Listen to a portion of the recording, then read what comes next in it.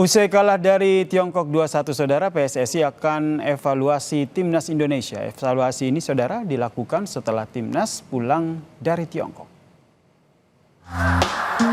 Kaget. Itulah ekspresi yang tergambar dari supporter Timnas Indonesia saat menyaksikan laga lawan Tiongkok pada Selasa malam. Timnas yang dalam 3 pertandingan terakhir tidak terkalahkan kini harus mengakui keunggulan tuan rumah Tiongkok dengan skor 2-1. Penampilan Jay Ijaz dan kawan-kawan sebetulnya unggul dari statistik permainan. Namun keunggulan Tiongkok yang mampu mencuri gol di babak pertama membuat fokus permainan Timnas berantakan.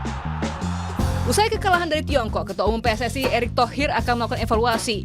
Dalam akun Instagramnya, Erick menyebut akan melakukan evaluasi sepulang Timnas dari Tiongkok. Sementara itu, pelatih Timnas Shin Tae-yong menegaskan kendati kalah dari Tiongkok, namun permainan penggawa Timnas mengalami peningkatan yang pesat. Shin Tae-yong bilang Timnas akan mempersiapkan lebih baik lagi untuk pertandingan kandang lawan Jepang dan Arab Saudi November mendatang. 네, 일단 중국팀한테 축하한다고 얘기해주고 싶고요.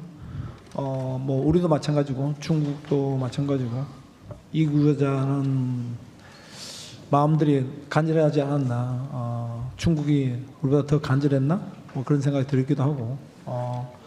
오늘 경기 비록 졌지만 우리 선수들 또한 최선을 다했고 좋은 경기 했고 여기서 끝난 것이 아니니까 다음에 잘 준비해서 또 좋은 경기 결과를 가져올 수 있게끔 준비하겠습니다.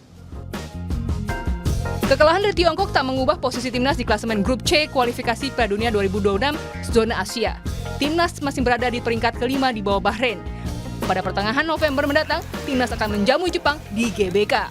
Tim Liputan Kompas TV.